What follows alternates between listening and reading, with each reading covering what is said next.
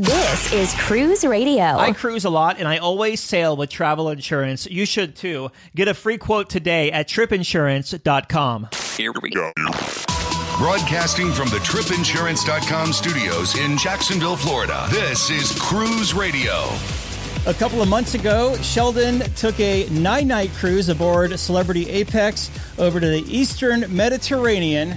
He joins us on the line to talk about his adventure. How you doing, my friend? I'm doing well, Doug. Thanks for having me on your show again. I can't wait to share all the story about this adventure. Give me some of those pre-cruise thoughts. What made you want to book this 9-night? Like, was it a bucket list, or is it something you like to do every few years? It was a little bit of a bucket list and a little bit of right time, right place. And when we booked this, it was at the end of 2021, in which the cruise lines were still struggling for bookings and were offering pretty competitive rates.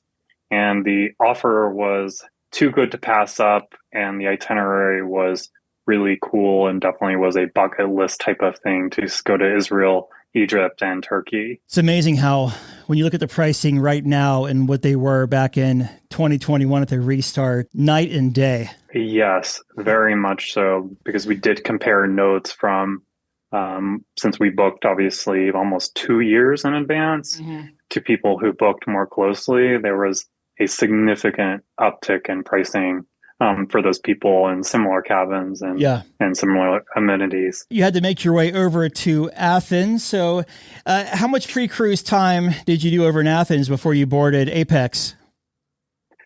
Yes, we left out of JFK since we live in New Jersey, and flew on the direct over to Athens and had 2 nights in Athens, in which we explored the Acropolis, the Plaka, and a few other things, and mostly just to get our time zones and jet lag reset before we boarded the trip in the port town of Piraeus. What kind of flight is that? About 12 hours from JFK to Athens?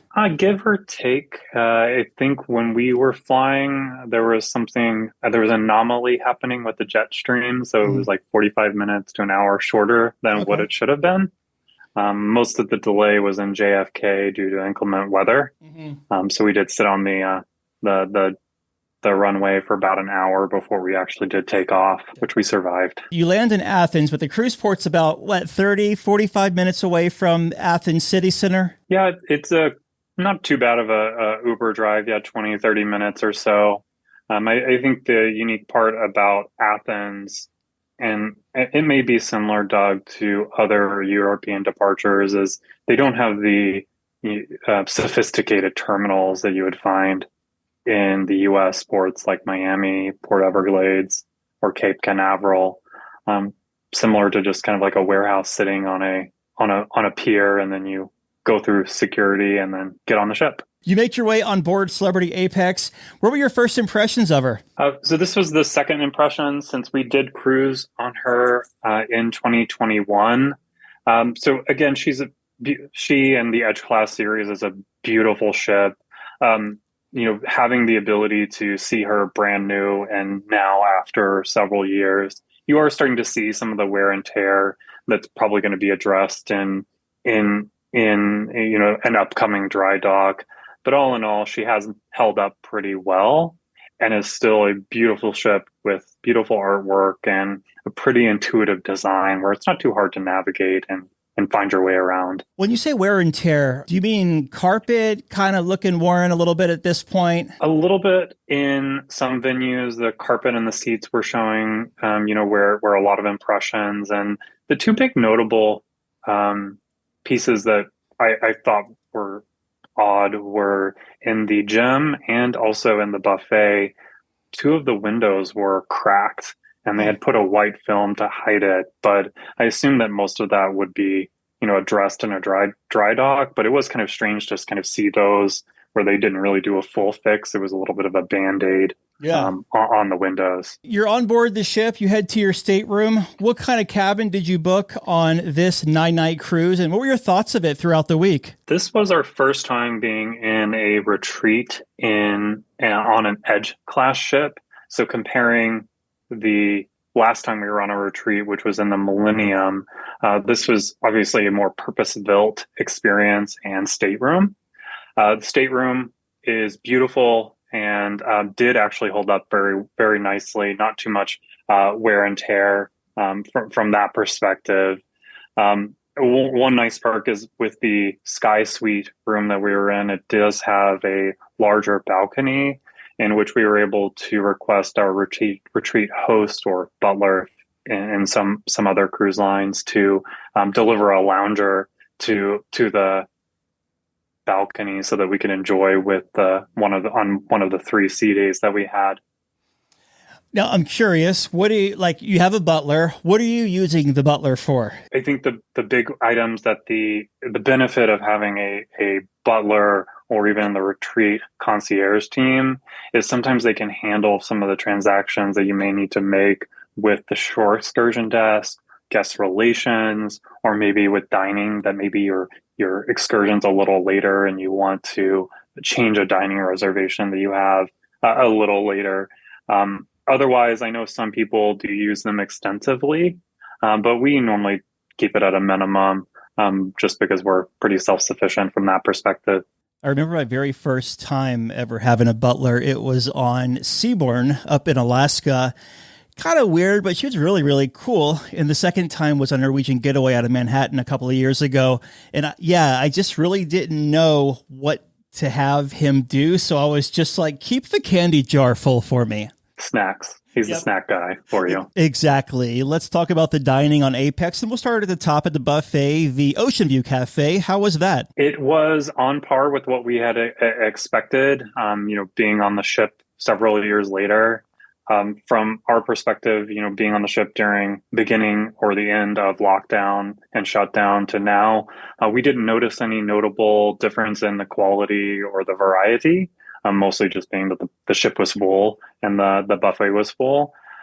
Pizza still is great at the back of the ship, and the varieties are always pretty good on the celebrity buffet. I know you were in the retreat, but I have to ask, did you go to the main dining room at all? We did not do any main dining rooms because we were in the retreat. We had access to the Lumine. That's right. For the because this cruise was much more port intensive with the very long excursion days that we'll get to later. After those long days, we just opted to go to the buffet, get something quick, and then go to bed. Just because the days were so intense. Yeah, that's one thing about those Mediterranean cruises. They'll basically, you're in port for 12 to 14 hours at a time, and then like no sea days. So it's like go, go, go. You just want to chill out when you get back to the ship. Yeah, we on a few of the sea days, we did try or go to Eden and Le Petit Chef from a specialty restaurant. Eden, as I've shared on my last review of the Apex, is still a premium restaurant with the dedicated kitchen and the beautiful sunsets if you are into the views. And then Le Petit Chef is a French style restaurant where they do the animated cartoons on the plates, which is cute if you had kids and pretty entertaining. You never talk about the rooftop grill on all these Edge-class ships. Have you done that yet? Funny story. It was supposed to be on our last day. We had it booked, but due to inclement weather, it was closed, and we had to be rebooked to another restaurant. And so we were able to get into Eden and dine there instead as for the cruise. Well, yeah, that's a fair trade, depending on, I guess, what you were in the mood for. Agree, but as I'm pretty sure you sailed, when you're sailing, this specific night was sailing from Kusadasi, Turkey, back to Athens. And that sailing is so cool because you're essentially cruising through the Aegean Sea, and all the islands are around. And we were looking forward to being outside and really having those, panoramic views. So it was a disappointment, but in our next cruise, we'll try and get into it. How was the entertainment on this 9-night cruise, given that it was so port intensive and you had a few early nights, it sounded like? Yes, this cruise still has the production show, I think it's called Crystallize, in which the production cast sings and dances to songs, and they have pretty interesting 3D props. Something that I didn't no cruise lines did, but they actually flew in a retired Broadway star from Germany for when we were overnight in Israel, in which she sang some of her top hits from when she was on Broadway. I am not a names person, Doug, so I do not know the name of this Broadway star, but I thought it was pretty cool. And we ended up talking with her and a few of the entertainment team. And Celebrity has been known to do that when they have the overnights, because with such a long sailing, they don't have enough production shows to keep the entertainment fresh. How about entertainment outside of the theater? So we're talking like comedy show, bands, what is it, the silent disco? Yes, they had the silent disco in the Grand Plaza, which we did one of the nights. And then they have the programming in Eden and in the club, which is essentially their I hate saying this because I know they're not Cirque du Soleil, but a lot of the acrobatic style performers do have some programming and some special shows in Eden, and they also have different shows in the club in which it's a little bit more intimate setting. Pro tip is if you want to see one of the special Cirque style show in Eden, you have to get there like an hour before because it fills up quick. Did they say how full your sailing was? Yes, this was a sold out sailing. And besides the first day, the Edge class seems to do a really good job of dispersing the crowds where it never really felt too crowded. And Doug, I don't know if it was because of the fact that the port days were so intensive where people were taking a little bit easier, but it never really felt congested necessarily in any spots. Let's talk about the ports of call on this 9-night cruise. Of course, you did 3 nights in Israel, obviously before the unrest. So I'll let you give us the first port, give us a highlight, and then just move to the next one. Sure, happy to. So Israel was 3 days, 1 overnight in the port town of Ashdod, and then the other was a day visit to Haifa. Ashdod is the closest port to Jerusalem. It's about an hour away. On the day 1 of being in Ashdod, we booked a day trip to see Old Jerusalem, which included the 4 quarters, all of the markets of Jerusalem, and the Church of the Holy Sepulchre. And then the second half of the day, we continued our journey to the Dead Sea. And when you do travel to the Dead Sea, knowing what we know now, you do travel through Palestine and travel through the security checkpoints, which was pretty interesting and a little unnerving because they did have, security on both sides with machine guns ready to, take action if needed. Wow. Okay. Is that the second day? The second day was in Ashdod as well. And we opted to do a day trip up to Tel Aviv to see that city. And we've heard quite a lot about it. And personal opinion is that Tel Aviv is going to be a up and coming world-class city once this conflict with Hamas hopefully is resolved and they're able to get back to building, because the amount of building and skyscrapers that they're building there is incredible. And if anyone does get a chance to go back, get a chance to get to Israel, definitely make a stop in Tel Aviv and Jerusalem. And then wrapping up the last day of Israel, we left the port of Ashdod and then made it to Haifa. We didn't really understand the schedule of the holy holidays in Israel. So we were there on, I believe it's called Sukkot, which is a religious holiday. So unfortunately, a lot of the town in Haifa was shut down. But we did take a cab to, it's called Bahal Gardens, which is a beautiful mountainside landscape garden in which you can walk down and just see beautiful curated landscaping. And it was a breathtaking view from the top and just really really amazing to see. Have you ever made it to Israel, Doug? I was flying to Dubai a few months ago for work, and it's a very long flight. And I remember looking at, I think it was like on this the screen in front of me, kind of swiping through, trying to kill the time. And they had a lot of destinations, and Tel Aviv was on there. I'm like, holy crap, I didn't realize this place was like a mini Dubai as far as like the buildings and structure. Oh, 100%. And as we now know what we know about the conflict in the area, and after being there, Israel was a fully developed country, with an economy that rivals any first world country, and it is a first world country. And just knowing that all those families there, Palestine and Israelis, are going through this conflict is really sad. And I really feel for those people and hope that the situation gets resolved soon. Yeah, certainly. You and me both. After Israel, where did you head to? We had one sea day, and then we went to the country of Egypt.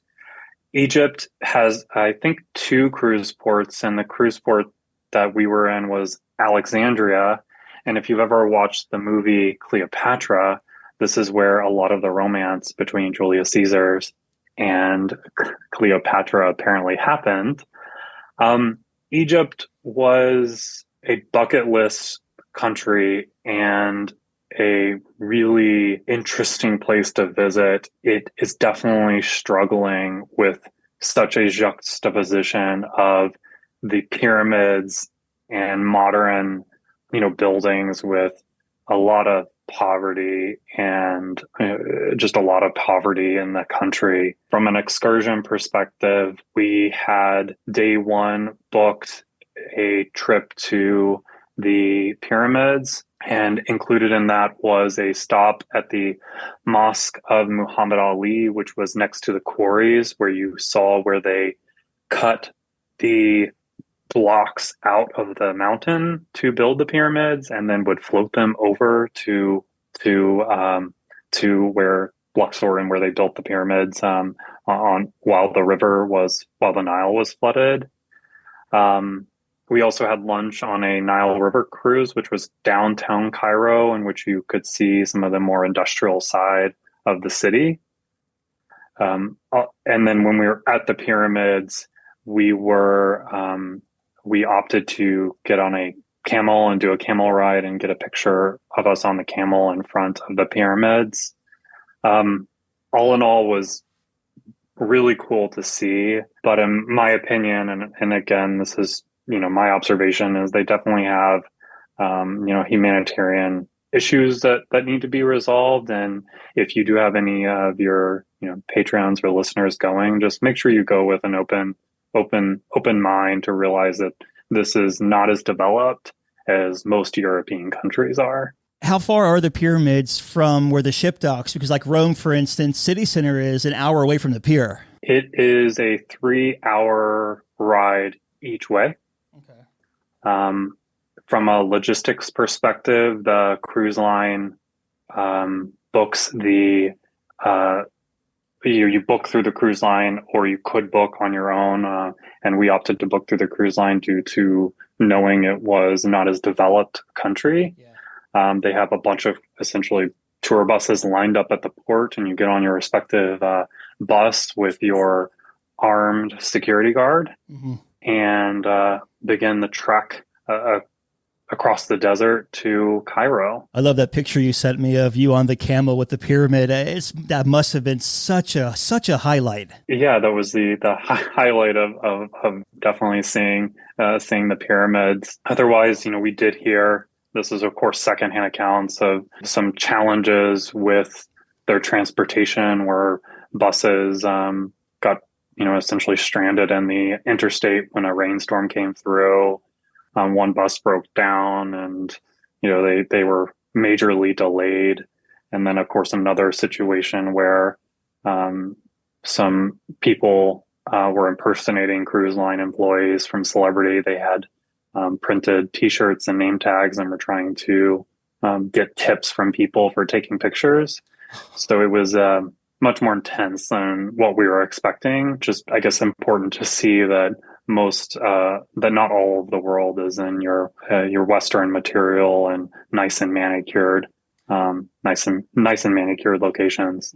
Yeah, 100%. I've seen some very nefarious things, like in Rome, for instance. Naples was one of them. One of the ports in Turkey, they see the cruise passenger coming especially with the lanyard around their neck, and it's a bullseye. Oh, yes, it is. Day 2 in Alexandria, we did a half-day excursion to the Alexandria Library and the catacombs.